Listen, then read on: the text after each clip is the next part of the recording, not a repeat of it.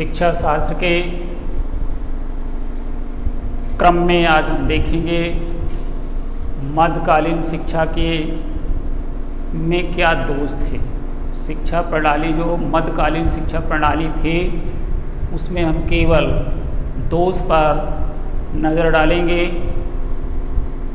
शिक्षा प्रणाली कोई भी शासक हो वो ये अपने हिसाब से ही चलाता है, लेकिन जब वो देखने वालों को, पढ़ने वालों को भी अच्छी लगनी चाहिए तभी वो अच्छी प्रणाली कहलाएगी। इसमें जब देखा गया कि वो शिक्षा प्रणाली में, मध्यकालीन शिक्षा प्रणाली में शासकों ने अपने हिसाब से चलाया तो उनमें क्या उसमें स्वार्थपना था। ऐसी दशा में आप देख रहे हैं मध्यकालीन शिक्षा के में दोष, पहला दोष मिलता है ये सांसारिकता की प्रधानता थी। इसमें सांसारिकता की प्रधानता थी।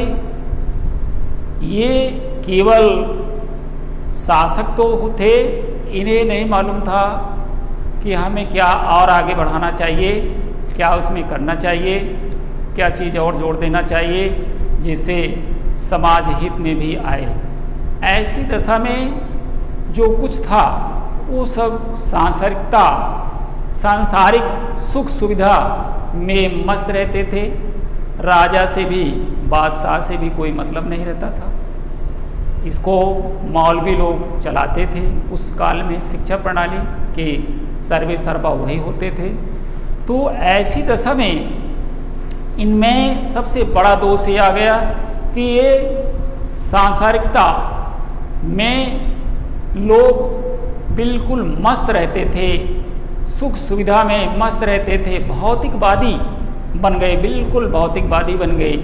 और भौतिकवादी बन जाने के कारण इनमें जो है समाज हित की कोई बात नहीं सोच पा रहे थे।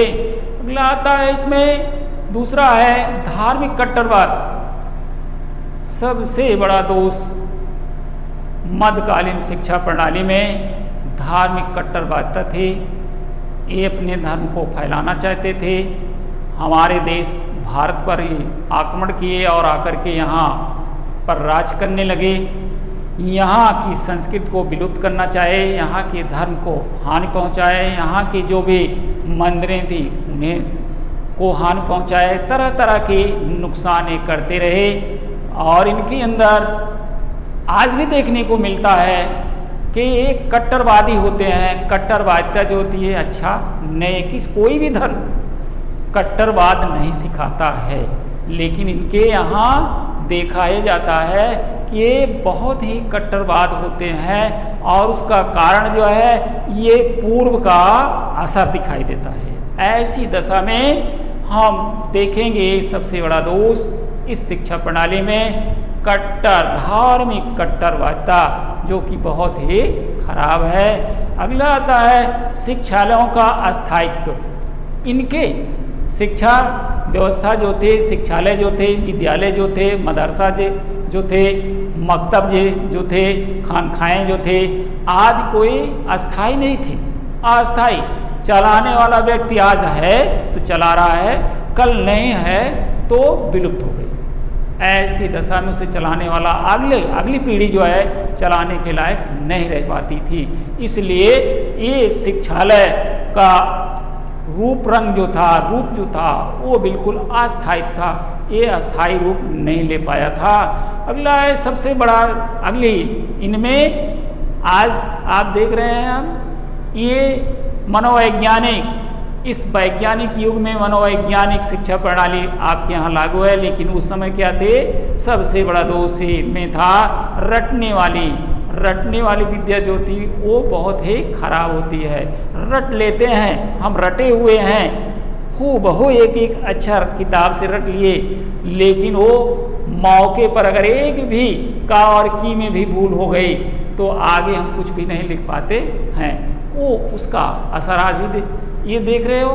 तो इनमें सबसे बड़ा दोष ये आ गया था उसमें मध्यकालीन शिक्षा प्रणाली में रटने पर अधिक बल दिया जाता था, रटाया जाता था, इन्हें समझाया नहीं जाता था। इससे होता क्या है, मानसिक विकास नहीं हो पाता था। मानसिक विकास न होने के कारण इनमें ये जो है आगे की चीज़ें सोच समझ नहीं पाते थे, और यही कारण था कि वो केवल कट्टरवादिता की बात करते थे। जो रट लिए उसी वहीं तक ये रह पाते थे, लेकिन उसका भाव वास्तव में नहीं समझ पाते थे। अगले आता है दोषपूर्ण पाठ्यक्रम। सबसे बड़ा दोष, कोई निश्चित पाठ्यक्रम नहीं होता था, और पाठ्यक्रम जो है रुचिकर होना चाहिए, आप जानते हैं, लेकिन उस समय का पाठ्यक्रम रुचिकर भी नहीं था, बिल्कुल नीरस था, और पाठ्यक्रम कोई क्रम से नहीं था। कहा जाता है पाठ्यक्रम एक के बाद एक, अगर सरल सबसे पहले आया है तो उसके बाद उससे थोड़ा कठिन आए, उससे कठिन आए, उससे कठिन आए। जैसे आप पेड़ पर चढ़ने के लिए सबसे पहले आप जड़ के पास, तने की बिल्कुल जड़ के पास पहुंचते हैं, तो धीरे धीरे धीरे धीरे हम ऊपर की ओर बढ़ते जाते हैं, तो अंत में हम शिखर पर पहुंच जाते हैं। ये इस तरह का हमारा पाठ्यक्रम होना चाहिए। लेकिन वो पाठ्यक्रम कैसा था? वो पाठ्यक्रम जो था बहुत ही, कहीं उसमें कोई क्रम ही नहीं था। पाठ्यक्रम तो कहा जाता है, लेकिन उसका कोई क्रम नहीं था। वो पाठ्यक्रम व्युत्क्रम था, कभी कठिन और फिर सरल, सरल कठिन, कठिन सरल, तो इस प्रकार से अरुचिकर पाठ्यक्रम रहता था। अगले आते हैं तो हम देखा जाता है कि हमारा जो है अगला ये आ जाता है अरबी फारसी की प्रधानता। देखिए उस काल में चूँकि ये अरब देश से हमारे यहाँ लोग आए थे, मुसलमान शासक थे हमारे यहाँ, वो इसलिए अरबी और फारसी दोनों की प्रधानता इनके यहाँ थे, अपनी भाषा सिखाते थे। लेकिन हमारे यहाँ की भाषाओं का धीरे धीरे विलुप्त कर रहे थे। हमारे यहाँ की संस्कृत विलुप्त हो रही थी धीरे धीरे। हमारे यहाँ की जो मुख्य भाषा है उसको विलुप्त कर रहे थे। क्यों? कि वो शासक थे और वो अपनी भाषा को अधिक से अधिक वर्चस्व देते थे। इस कारण से हमारी भाषाएं जो है विलुप्त हो रही थी। एक बड़ा दोष था कि जो अरबी फारसी की प्रधानता की है, लेकिन अरबी फारसी का मतलब हुआ अरब, और अरब वाले यहाँ नहीं थे और उनकी भाषा यहाँ ला दी जाती थी।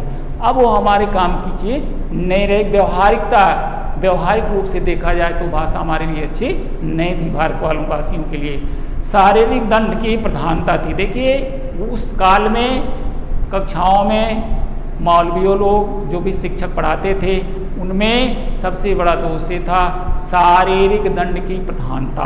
दंड अधिक से अधिक दिया जाता था। यदि विद्यार्थी अनुशासनहीन का कार्य करता था तो ऐसी दशा में उसे दंड अधिक से अधिक दिया जाता था। एक मुख्य चीज़ ये रह गई है कि उस समय गुरु और शिष्य की जो संबंध था, अर्थात विद्यार्थी और मौलवी का संबंध जो था वो पुत्रवत होना चाहिए।